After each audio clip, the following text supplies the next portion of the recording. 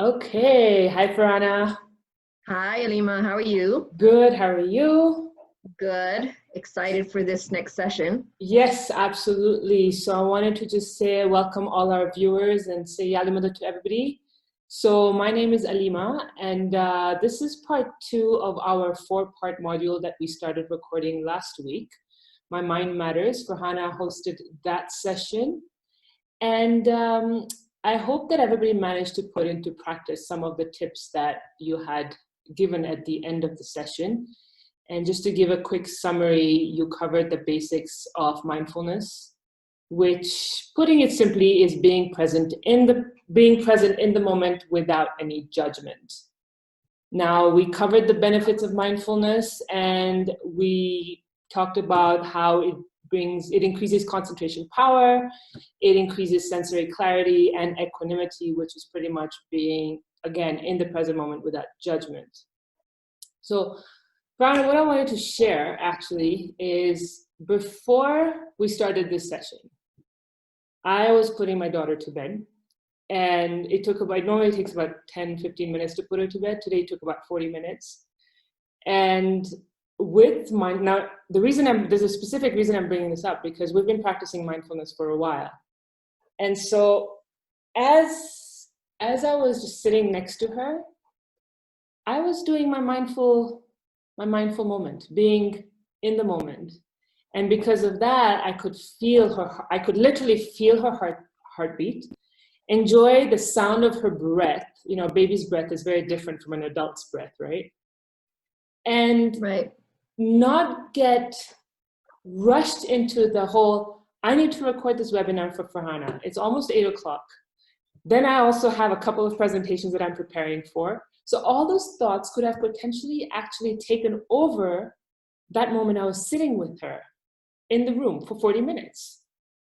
And this is why I mention this, is because this is what normally tends to happen with people. You are in the moment, and instead of enjoying the moment you're in, your mind just becomes busy. Busy doing what? Busy being busy about the next thing, which is now what this session is going to be about. And so the beauty about having been in that moment with my daughter was not only just me, feeling her breath or hearing her breath and feeling her heartbeat, was it also gave me the opportunity of actually practicing mindfulness by being in that moment. So that was something I wanted to share, and I felt it was such a perfect opening for our session today. So with all mindfulness sessions, I would like us to begin with just taking one moment. We just do a quick 1-minute mindful meditation. And hopefully you all began yours last week, so you already know what kind of practice we're about to do. So if you just take a moment and settle into your chair, you can close your eyes, or you can just choose to leave them open with a lowered gaze. And just inhale and focus on your breath. And you can continue to breathe gently.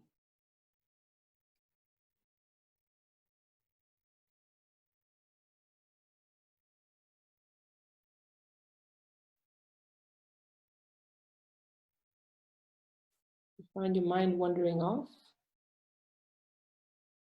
just come back to your breath. And just be in this moment.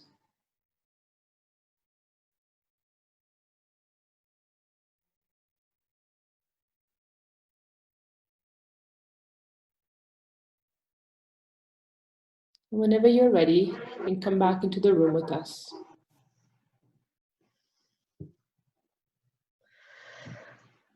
Good. So I like to start with this, and I'm sure you do too, just because it just brings everybody into the moment right here present, because normally what tends to happen?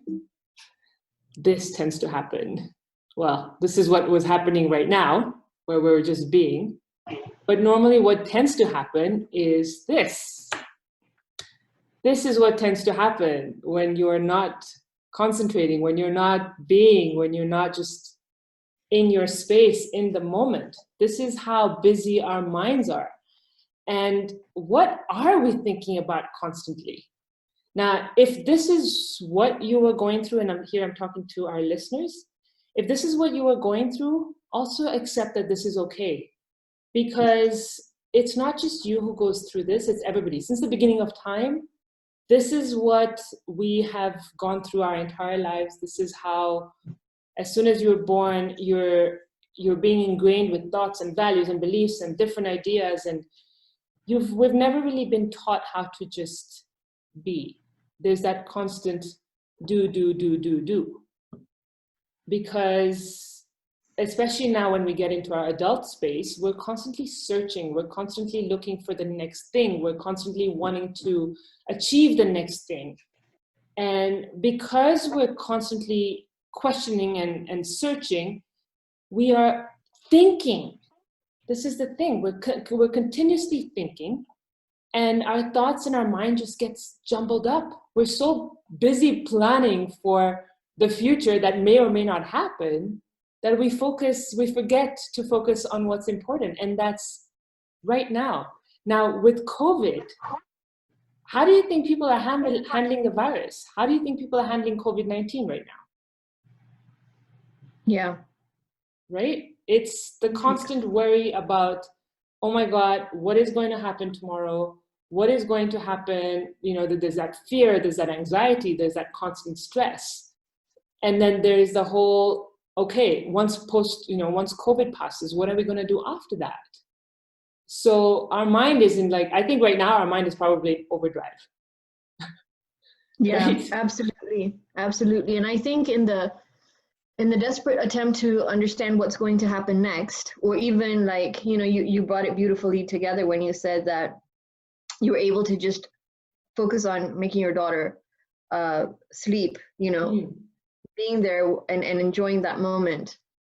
But thinking about, like you were saying, the next thing, well, in certain situations, we claim that we know what the next opportunity is going to be, and then we start to calculate how we can address that next opportunity. But in the situation with COVID, we really don't know. We have no idea. There's this big question mark. And so the question arises, when is this all going to end so that I can do this? Do X, Y, Z. And there isn't that. There's no answer to that question. So how do we just be with that uncertainty? Exactly, right? Very interesting. Mm-hmm. And so I think what's important to note is that when we're constantly trying to plan, when we're constantly trying to search and question, we are actually missing some very, very precious moments that are happening in the present. And just like I mentioned earlier with my daughter, listening to her sound of, listening to her breath, that is like a joyful moment. That is not what happiness is. That's what mindfulness does to you, is that you recognize these beautiful moments in everyday life. And when you let your mind take over, when it goes and dives right into the future, searching for the next thing, you pass those beautiful moments. And then you're wondering, why am I not happy when I'm searching for it and I find this, but why am I not happy? What am I missing? Because happiness is, you have the choice of choosing happiness in this moment. And it comes in the simplest forms. And so I want to give you an example. And I think this is a beautiful example. So Joshua Bell is a famous violinist. He's known for his great music. And he charges about $75,000 for a public concert. And what he had done, and this was an experiment that they had done in a DC metro station a while back, is he was there playing his $3 million violin in a busy underground. Wow. And what happened was people just kind of walked past him. He was playing one of his beautiful pieces that he had played the day before or 2 days before in an auditorium where the seats were $100 per seat. And he was playing this for free in this metro station. And people they just walked past him. That's crazy. I thought maybe there was like 1% of people or who stopped and maybe even listened to him. And even then they just listened to like 20 seconds of what he was playing, but they just continued into their busy lives? What are they busy being busy? Like, I'm so curious to find out what would be going on in people's minds. Have you ever come across this kind of situation? Yeah, absolutely. Absolutely. And, you know, the train stations are a great way, you know, to see all of that busyness. Grocery stores, like we had asked the viewers to watch that video, which was a good segue into this presentation, is that grocery stores, like long lineups, you know, traffic, like we're always trying to just get through every moment very, very quickly without being present. So yeah, it really draws some perspective into this. It really does, because, and again, I mentioned it earlier, when you are so busy, you just miss things. And if you just stop for a moment, things are always unfolding. And in your presentation, you talked about becoming curious. So if you take a moment to just become curious about your environment, you'll start seeing the simplest things, you know, like the trees suddenly look much brighter. You can see the rays of the sun coming through the tree. Like you can see the actual rays. I've seen that. You see the shapes of the clouds and just how, you know, how smoothly they're moving across the sky. The blueness of the sky is deeper than you've ever noticed it. And, you know, you hear these children are always laughing. Like there's nothing more beautiful than the sound of children laughing. Right. And so these are the kind of moments that actually touch a person's soul and bring that kind of happiness that people are constantly searching for outside of themselves. And so the practice of mindfulness brings you to this moment and allows you to notice these things in your environment that you would normally miss if you continuously just keep going, and it's tiring. Like I get tired just thinking about, oh my God, what's going to happen next? What's going to happen next? What's going to happen next? Right? So let's see. Now, I wanted to share another story here, and I think a lot of our viewers will really relate to this. This is sorry, before you share this story, I think we're just going back to how you were saying about inviting that curiosity. You know, especially as parents, I think that we're always trying to hurry things up. Yes. If we're accompanied at the grocery store by our children, or they're in the car with us, or the transition from car to grocery store, for instance, I'm going to use that as an example. Like we're trying to hurry, or getting out from the grocery store back into the car, and the kids are slowing us down because all of a sudden they just stopped and they started staring at something. So what I invite you to do, to our viewers, right, is that each time, for example, you're with your kids and in that moment you feel that your kid has just slowed you down, you know, and you realize that they're pointing at maybe a leaf on the ground or a bug that's on the ground, whatever it is that has drawn their curiosity. I invite you to see those times as an invitation for you to go from hurry, hurry, hurry to, hey, mom, look at this. And are you able to invite yourself to look at that thing that has completely intrigued them in that moment with the same childlike curiosity that your child is receiving that moment? Let their curiosity and their, so to speak, slow down not be your point of agitation, but let that be a point where you're just like, oh, this is what Aleema and Farahana were talking about. This is my open invitation to be curious, and just spend at least a minute doing exactly the opposite of what you would ordinarily do, which would be to rush into the car or rush into the store, but take that moment as an invitation from the universe, say, so to speak, to say, this is my opportunity to really receive this moment like my kid is doing with my childlike curiosity, with your childlike curiosity, with their childlike curiosity. So use that as a point of opportunity before you get highly irritated. And kids are such a perfect example of practicing mindfulness because they are constantly living in the moment. They're continuously living in the moment, and the moment they stop living in the moment and become angst and irritated and rushing and start being busy, be rest assured that they learned that trait from the parents, from the adults. Because we had that childlike curiosity once, and we mimicked the behavior of somebody else who conditioned us to believe that we constantly have to rush through life as well. So, you know, I like to say that our children are the best teachers, not even Aleema and Farahana, Yeah. not us.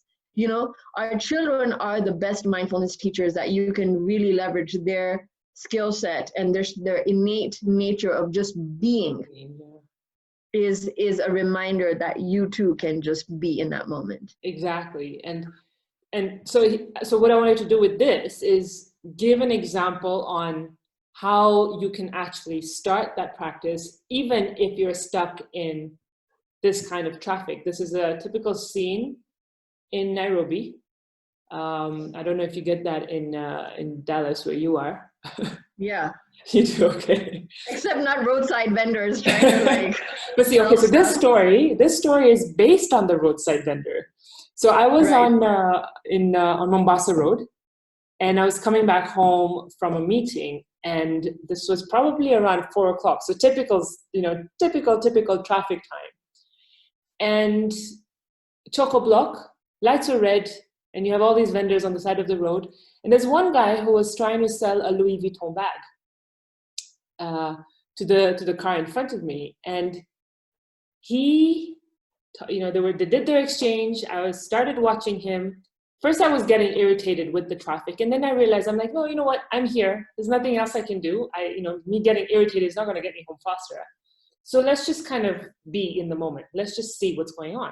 And because of that shift, I noticed that interaction between the seller, the vendor, and the person in the car in front of me. And so the light turns green, and we start to move a few paces. Light turns red. And the guy runs behind the car. They continue this conversation. So now this has piqued my curiosity. I was like, oh, hold on a second. Like, what's going on there?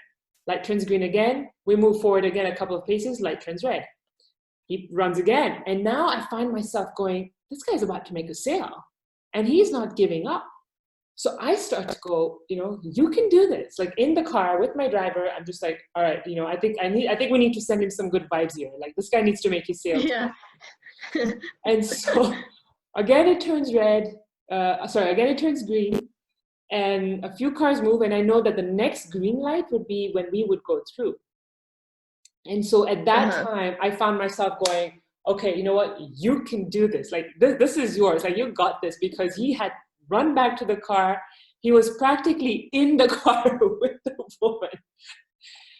And just as that light was turning green, I see the exchange. The bag goes in the car, and he obviously takes his money, and his face just lights up, and my face just lights up, and I give a high five to the driver, and wow, the drive home was like a whole other experience for me. That is awesome. It was just, that is awesome. And that's the beautiful thing that I'm talking about, when you stop to just notice, these are the kind of things that you start to notice. These are the kind of moments that bring you joy. And I mean, how many people right now do you think really remember their days in traffic? Like that story just stays with me. That I love that story, and I think about it every time I'm stuck in traffic, because it was such a happy moment, not just for him, but I was happy. And so I invite everybody here to, whenever they find themselves in situations like this, to do that, because that's what mindfulness helps you, in that kind of situation. And traffic is a reminder to just slow down. I mean, just like traffic is literally, it forces cars to slow down. Yes. Traffic is really a reminder to slow down that doing process, the busyness process, is to just slow it down. And the roadside is the road is a great place to do it, because you get crazy drivers, driving in really unsafe ways. And so traffic is really a blessing. And there's so many things that you can create out of the experience of being in traffic. Yeah. It's really based on your mindset, how you're going to approach it. I mean, I like taking pictures of bumper stickers that have inspirational messages on it. I look at license plates. I look at billboards. Yes. And I think to myself, had I this not slowed down, and I actually literally take pictures of it, and I say, I really needed to see that bumper sticker. I really need to see that billboard. And I take a picture of it. But in that moment, like you're saying, it really changes the entire experience of sitting in traffic. Mm-hmm. Because for a large majority of people, traffic is definitely a trigger where we lose our mind, you know. Yeah, exactly. And you never know what you can see. That's the thing. When you stop being so busy, you just never know what you can see, because we talk about, and this is a whole other topic, right? The law of attraction. There's messages for you everywhere. So if you Absolutely. slow down, you get to see that message that you know, or the answer to the question you've been asking, you've been wondering for a long time. And people wonder, why are my prayers not being answered? Well, they are being answered. You're just too busy being busy. And that's really important that you said that, you know, as mindfulness teachers, obviously we know that teaching mindfulness, it's a secular practice.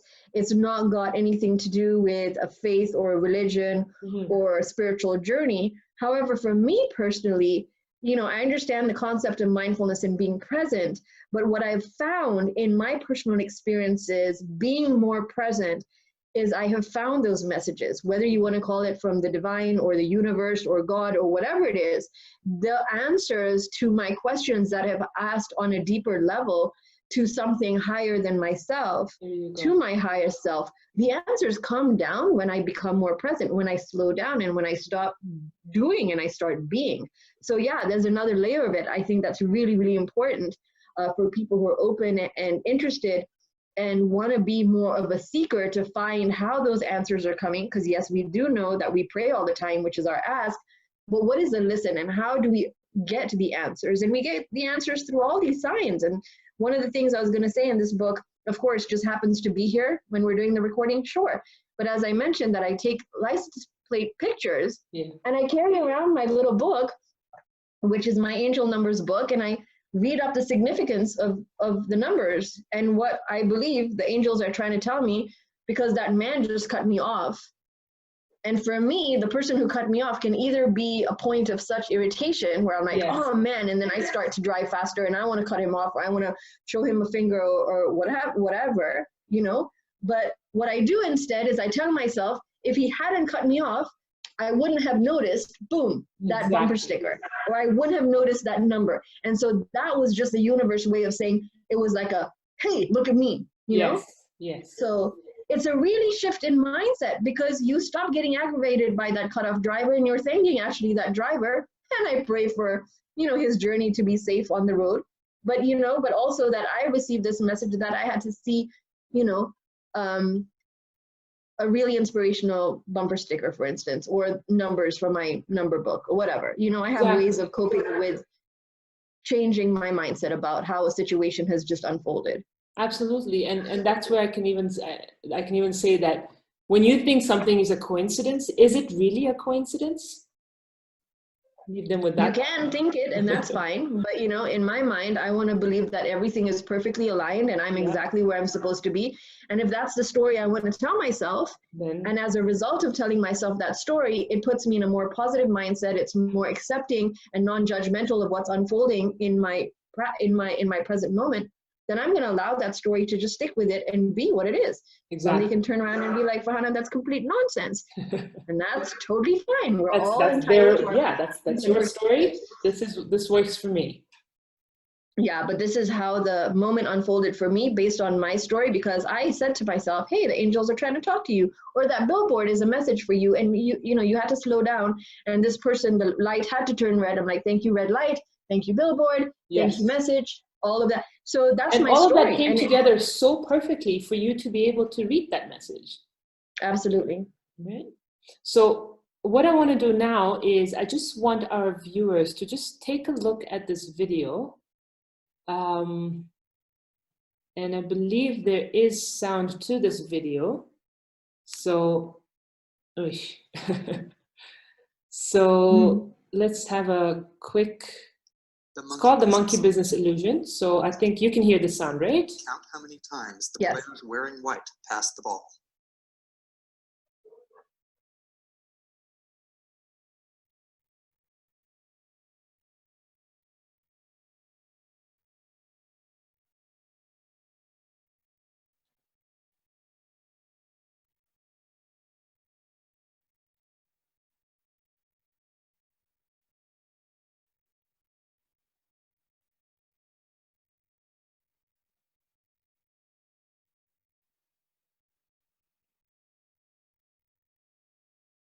The correct answer is 16 passes. Did you spot the gorilla? Did you spot the gorilla? For people who haven't seen or heard about a video like this before, about half missed the gorilla. If you knew about the gorilla, you probably saw it. But did you notice the curtain changing color or the player on the black team leaving the game? Trick question, right? Yeah. Let's rewind and watch it again.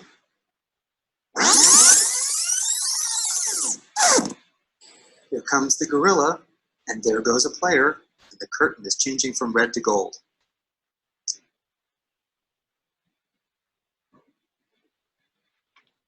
When you're looking for a gorilla, you often miss other unexpected events.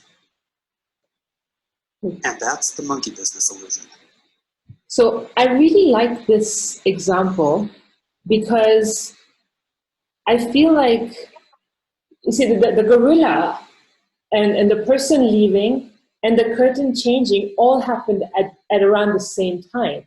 And so the idea behind this specific video was the fact that because you're so focused on, and then the instructions were focused on the players with the white, the white players, how many times they pass the ball. Because you're so focused on that one task, you forget about the other things, the other interesting things that are happening around you. And so the idea over here with this video is about just seeing the big picture the way it is, and just being with that picture, as opposed to continuously just thinking, okay, my God, I have this presentation to do, and it's going to be 8 o'clock, and Farahana's going to be waiting for me online, and whilst I'm focusing on that, I'm missing out on what would have been happening in the room. And unfortunately, that's how people live their lives constantly, day in and day out. And I feel really bad. And that's why I think we felt, especially because of that, we felt that a series on mindfulness would be important to get people to stop being so continuously busy, stop being so focused on that constant pull that stresses you, that makes you so anxious, and just slows you down a little bit to come back and really enjoy the present moment. And sorry, you wanted to say something here? Yeah, just in terms of, so you know how you're talking about like this, we watched this, right? I saw the monkey, but I didn't see the person leaving in the room, and I didn't see the curtain change in the background. Yeah. But one of the things that I remember that I want to share is that back in 2017-ish, I had written out a draft for a children's book. Okay. And I don't consider myself an artist at all. So I was like, okay, my dream is to write this children's book, and I'm just going to have to find an illustrator for it, right? Yes. So given that video that we shared with the audience, that we gave them kind of for homework last week, and we were talking about the grocery store, right? Because a grocery store is a place of such angst, and like we just need to get over and done with the shopping, and I want to get into the shortest line possible, and I hope the teller is efficient and quick, and so I can check out and just leave, right? So I was actually at a grocery store, a local grocery store here in Dallas, and I wanted to buy bread, right? So I picked up my loaf of bread, and you know when you have that one item you want to get into the shortest like express lane? Yeah. Like, I just have one item. I don't need to be around people that have 22 items. Anyway, so I'm standing in the line, and I've learned to get really curious. And back like that quote where it's not work, it's like a game, like it's play. So I actually play on purpose like a kid. So I bring out that curiosity in me, right? Like I get super curious, Aleema, like embarrassingly curious. I think people are like, normal people don't get this curious or to get so out there. But anyway, I was starting to talk to the cashier, and I was so curious to the point that I wanted to know that within 10 aisles of 10 different people who are working there, why am I standing in that one aisle with that one cashier? Like I'm that curious as to why is that server my server? Why is the cashier my cashier? Why is this person driving next to me? Like I get really curious. So I get into the conversation because the only way to find out if there might be some kind of, so to speak, hidden monkey moving around, like you're saying, a gorilla or whatever, I need to get more curious, right? So I started to ask this guy, I said, besides working at the grocery store, what do you do in your free time? And you know what he said to me? He said, I'm an artist. So was it a coincidence that I'm looking for an illustrator for my children's book and this dude is an artist? I mean, my story that I create is that everything is in alignment for me. Right. People can say that it's a coincidence, no problem. Whether it was a coincidence or what I call a divine alignment, I'm going to see if the situation works for me. Yeah. So long story short, I end up connecting with this guy, okay? I asked him to do a sample drawing for the cashier. And I told him that I'm an illustrator, I'm a children's book author, and I'm looking for an illustrator, would you be interested? And I basically texted him what that picture of that first image on the first page of my children's book should look like. And he ended up drawing it and painting it, and then he texted me the picture that he came up with. And the character in my book is called Charlie. So when he sent the picture of the little boy, I literally looked at my cell phone and I said, "Hi, Charlie." Wow. And that guy from the illustrator, from the grocery store, ended up being my illustrator. The children's book has now been published. Yeah. And ironically, the book is called Doing and Being. And Charlie's parents always talk to him and say, doing is important, like you're saying. Yeah, we have to do. Yeah. Doing is important, but don't forget about being. But don't forget about being. And that's a real story. And I was buying bread, and his last name is Baguette. Just saying. Just saying. That's incredible. And again, that's where the whole concept of, being present, being curious about what is happening in the moment, and those are the kind of stories you start to hear. That's incredible. I'm at a loss of words, as you can see.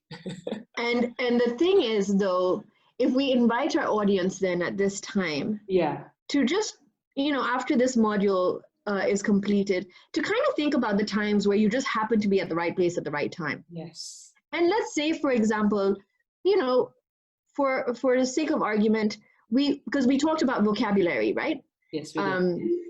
And so just say in our vocabulary, we threw in repeated use of the word coincidence. Mm-hmm. So let's go ahead and invite our audience to think about all the, so to speak, coincidences that have occurred in your life. And you're like, oh my God, it was so random, and then this happened and this happened. And let's start to now become more mindfully aware and present, that instead of just tossing it as a coincidence, let's bring those situations back into the moment and kind of maybe invite an open invitation of reevaluation of how many times those coincidences happen. And if you want to just play a game with it, go ahead and play a game with it. And invite yourself now that in the future, when you see a coincidence again, is it really a coincidence, or is there something really going on the more present you stay? Yeah. Just an open invitation to play a little harder. Absolutely. Absolutely. And this reminds me of the other day I was just sitting outside and I saw a bunch of dragonflies. And, there was like a blue one, a red one. And again, you're like, okay, dragonflies, whatever, dragonflies. But, looking at these dragonflies, I just felt like, what, they keep coming back. Why? Why do they keep coming back?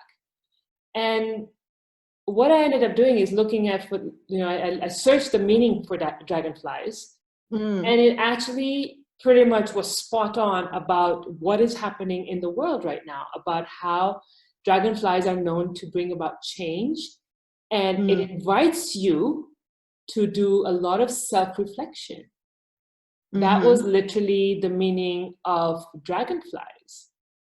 And so it's, and like you mentioned it, if our viewers find themselves in situations where they think, oh my God, is this a coincidence? Then do take a moment to just go, or is it a coincidence? Yeah, delve in deeper. Mindfulness is a practice of deepening the way we think and the way we perceive ourselves, our existence in the world, and what's going on. And there's just like a deeper layering and meaning to all of it. And as we invite more curiosity, Yes. the more curious you become, you don't just see things at a surface level. At this level, exactly. Yeah, you start to really peel the layers, you go deeper. It's like an ocean, you know, you can either like hover right at the top. Yes. Or you can be like, you know what, I'm going to dive in a little bit, you know, I'm going to go snorkeling, or I'm going to be a diver, like, I don't know, the depths. There's a whole other world down there. There's a completely whole other world. It's like seeing the ocean from the surface, and then you see layer by layer as you go deeper, how beautiful and meaningful going into the very depths of anything exactly. Can be. So yeah, exactly. It's a beautiful practice, and I'm glad that we can share our journeys.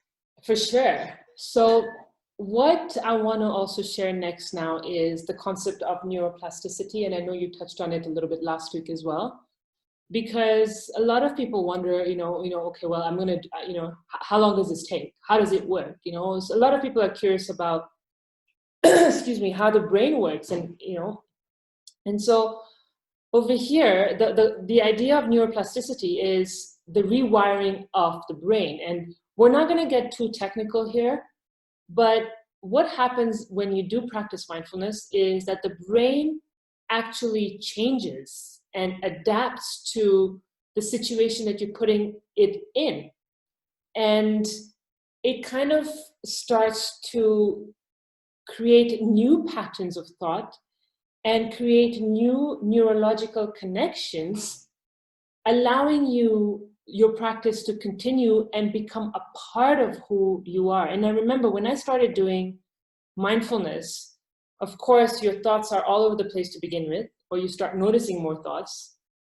And now it is so easy to just bring that practice into my daily routine. And that's, and we talked about it a little bit last week when we said, when you mentioned the informal practice, and I'm going to be mentioning that too right now, is the brain has trained itself so much already that this becomes second nature, because now you've allowed your prefrontal cortex to talk, to be seen, as opposed to the amygdala, which was your jumpy superhero, who was always constantly putting you into that fright, flight, or freeze mode, and whenever something was happening, you're like, oh my God, okay. And because of that jumpy superhero, the smart one, which is the prefrontal cortex, was never allowed to come forward with ideas, was never allowed to come forward with, creating things for you and putting you in a space where you're more welcome to opportunities, which is where we need to be right now with COVID-19. We have this shield that, that's fallen in front of us because of the unknown of this virus. And with this practice, you can actually raise that shield and allow yourself to say, okay, this is what it is. What can I do now that will help me pave my path into this unknown future without getting stressed about it, without the fear, and without that constant anxiety that you are probably feeling. Yeah. And so when we do this practice, that obsessive need or those obsessive thoughts, they just kind of start to go away. Your response now becomes more, your reaction to a situation now becomes more of a response. You get the opportunity to choose the emotion that you want to display. Now, this situation has also created a lot of families, people are spending so much time together. They're not used to spending so much time with, their spouse, their children. And so the tension that arises, or that's arising from COVID-19 because of families being forced, not in a bad way, but being forced to spend all this time together, when you are able to respond to whatever situation is happening at home, you are able to reduce the amount of conflicts, for example. So if a husband and wife are not so used to being together 24/7, then you know how those fuses can just light up when there is a conflict going on at home. But the practice of mindfulness and the constant, and because you get into that constant, let's just be in the moment, you're able to choose, okay, you know what, I'm not going to react to the situation. I'm going to say, I'm going to work it this way instead. And so what happens next is your life outcomes improve. I talked about you respond instead of react. And there is more room for reasoning. There's more room for problem solving. There's more room for creativity, which is again all the kind of, which is all everything that we need right now to be able to move through this wave of COVID-19. That's what we need. We need these creative, we need perseverance. And I strongly believe that mindfulness helps you create that kind of situation for yourself.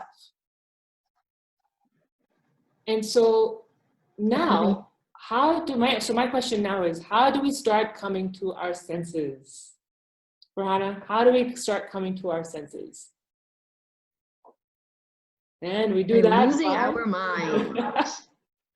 We have to lose our mind, because I think it's safe to say now that with everything that our viewers know about the mind, the question is, does the mind control you, or do you control the mind? Which one is it? And so I think most people fall under the category where the mind is in control. And so that's where your obsessive thoughts come in, right? That's your mind being in complete control of you. And this is a time for you to take that power back. This is the time for you to take that control back and get back into the driver's seat, so that you're able to know where it is that you go. And so this is a quote from Napoleon Hill: you either control your mind or it controls you. And there's another quote over here that I wanted to share. It's by a Buddhist writer, and he says, "You will come face to face with a sudden and shocking realization that you are completely crazy. Your mind is a shrieking, gibbering madhouse on wheels, barreling pell-mell down the hill, utterly out of control and completely hopeless. That's not a problem. So you are not crazier than you were yesterday. It has always been like this, and you just never noticed." And so mindfulness now is opening that to you. You're now noticing what is going on in that head of yours. And now it is time for you to return to your senses. You lose that crazy mind of yours and come back to what you can control, come back to what you can be, which is in the present moment. Yeah. Because, with your mind, it's wild. Wherever you want it, it's going to just go. You think this, it's going to go there. You think that, it's going to go there. And it's real or not, that's not the point. The point is you just think and it happens. What is that quote? Your thoughts are your reality. You create your reality by your thoughts. Yeah. Yeah. And so these are a few things that you can do to come to your senses. And you start off with observing your thoughts. We had introduced this practice last week.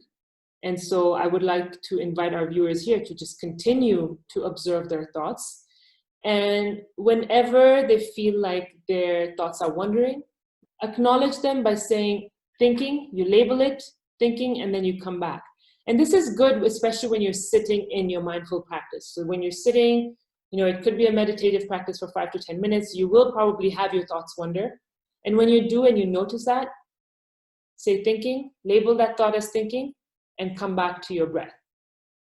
And this is good if you do, this practice works in consistency. You can't, I don't think you can sit in 5 minutes for one day and then not do it for a week, and then sit for another 5-10 minutes the next day and then wonder, but I'm still, I'm still thinking, my thoughts are still all over the place. So consistency is key to make this work. And another way of doing this is by just acknowledging things the way they are. You accept what, the way things are, and you just say, okay, this is how it is. How am I going to handle this? And the next point is by sustaining awareness in all aspects of your life. So when you are aware with what is going on, you are again able to see a lot more clearly. You're giving your mind space to just say, okay, let's take a deep breath in, and now let's focus on this area and see how we can improve that. There's that chatter slows down, because your real life, is right now. It's this moment. At this point, when the viewers are watching this is your life. What we talked about 5-10 minutes ago that's now a part of a memory. What is happening right now is this moment. It's not Right. tomorrow, Wednesday. It's not tomorrow, Thursday, or the weekend. The actual moment, the true moment of your life, the real moment of your life is right now. And so when you bring your focus into right now, you stop being so busy. I think this point is so key, because when you start thinking, like, what are you so busy being busy about? This is my thing. What are you so busy being busy about? And so again, I'm asking our viewers here to ask themselves the same question. Right. Now, again, a lot of people are like, so how do we do this? So there's no right way to do this. There's no wrong way to do this.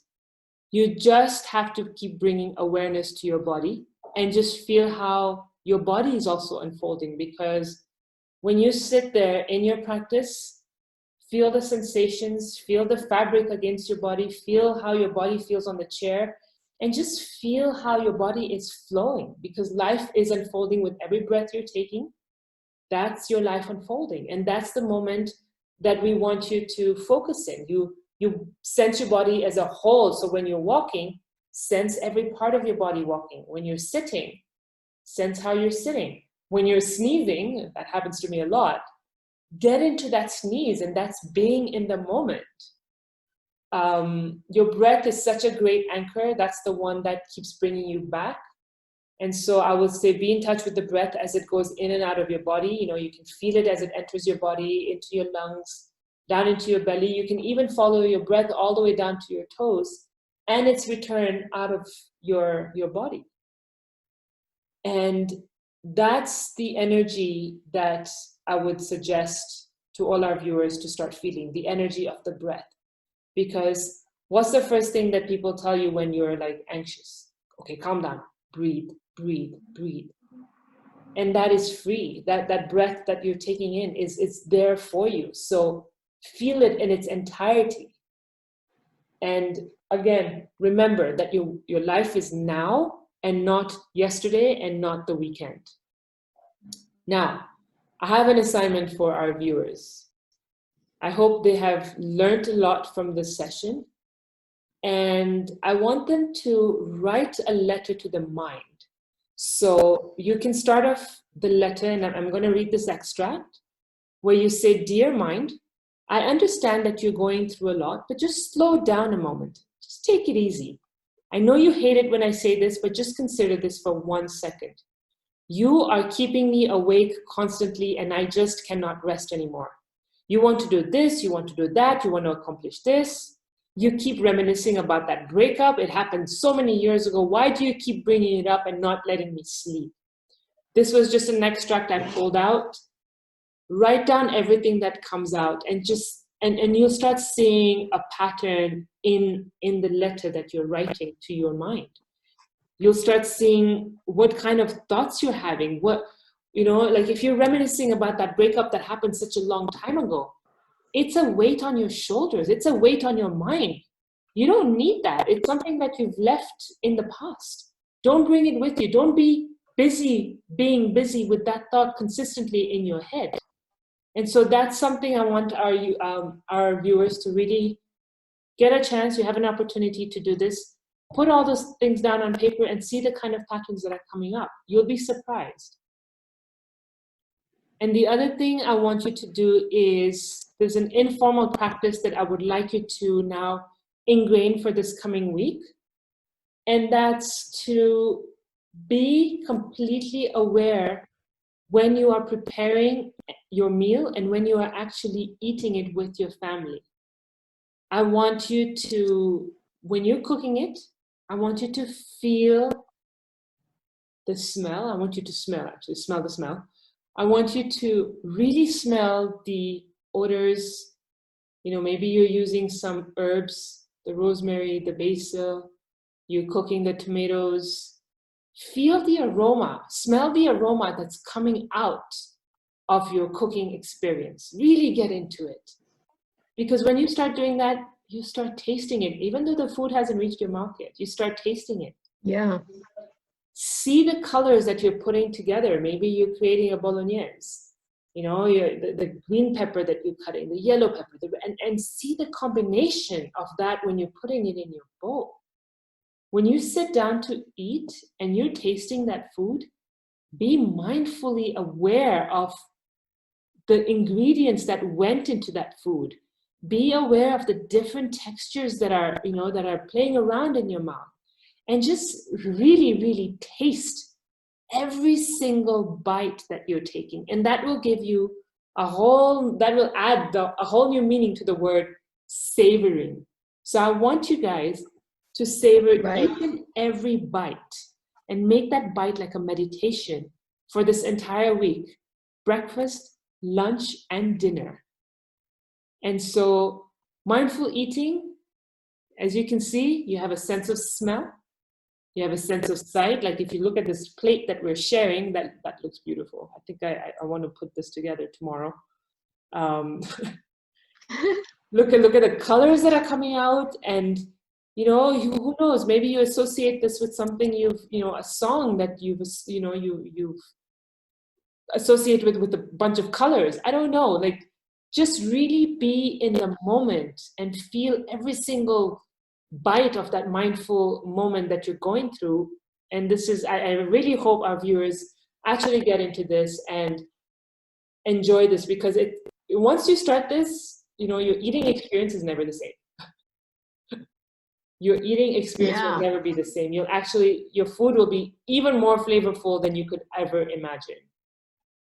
And so you know what I'm kind of tempted to do as I look at this plate and just kind of think about when we have a plate in front of us and we're just about to indulge in eating, you can just spend some time just looking at the plate. And you can even almost, like, I'm looking at this plate and I'm almost like guessing in my mind what the different textures of each food item would feel like to touch, to put in my mouth. Like, would it be crunchy? Would it be soft? You know, what would the taste be? Would it be sweet? Would it be tart? Would it be savory? You know, looking at what it looks like quinoa, and it looks like there's some kind of beans in it. So like even guessing kind of what like the beans would taste like when I bite into it, and the avocado, you know, what texture that would be versus, you know, the oranges or the radishes or the broccoli or whatever. But just the different textures and the different tastes. And noticing also then in my physiological body as I just simply look at the plate, and it's just a picture. So then this would also happen if the plate is in front of you and you haven't started, but physiologically your body starts to move in a certain way. Like it's starting to, you know, produce saliva, for example, in the mouth, or, you know, my stomach starts to feel like my brain is almost communicating, like I think food is coming in because I see the plate in front of me, right? And so what are some of the chemical reactions that take place in my stomach before I even put it? And it's a really good way of allowing the brain and the digestive system to even begin communicating that something is just about to happen, like you're just about to be fed. And so the chemical reactions that need to happen in the body to prepare that start happening. Because sometimes we just quickly indulge into the eating process. Is that term, right? You inhale the food. And the digestive system is like being forced to like keep at this very fast pace that is not conducive to being the most productive in that moment in terms of like digestion. So you have to align yourself at a pace where everything is working very orderly, and there's enough time for the brain to communicate with the digestive system and for the mouth to chew the food. Otherwise, we're oftentimes not even chewing our food enough times swallowing to get it into the smallest bite size, digestive, that we can actually start to digest. And so a lot of times we don't chew our food properly, we inhale our food. I'm definitely a primary example of somebody who does do that. Then I've eaten too fast, then I don't feel so good, then I get into a food coma, then my stomach started hurting, or I'm feeling bloated. So all these things can happen. And I think you realize when you don't eat as quickly and you eat more mindfully, you don't even have to eat as much as like 3 helpings. Yes. Just that one helping is enough, but you really slowly eaten, each bite, savored each bite, like you use that beautiful word. And, that digestion process is was done in such a way that you feel full and content and really satisfied, from just enough food on your plate, and you don't need to go and get some more. Absolutely. And this is something that, that's not just mindful eating is like the assignment or the homework that we're giving you today. Right. But you can bring this into literally, into your parenting. You can just be there fully for your child, for your children. You can be mindful in your social connection. So even when you're on a family Zoom call, for example, because a lot of people are staying in touch like that with their families in this current times. If you are there completely, it's just creates a whole other experience versus, okay, we're on a Zoom call, now let's get on the phone and just see, what's work expecting tomorrow. And so the beauty about mindfulness is that there is yes, you can do a formal sit-down practice, but you can also do a very informal practice. And this is one example. And I invite you to even, when you're taking a walk, when you're taking a break from your busy workday, just slow down and just be in the moment and really truly enjoy every single moment that you are being presented with, because you know what? This is life. Life is happening in the now. So just be. And as Farahana says, doing is important, but being. Don't forget about being. Don't forget about being.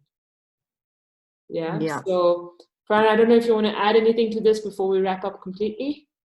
No, I think you mentioned it.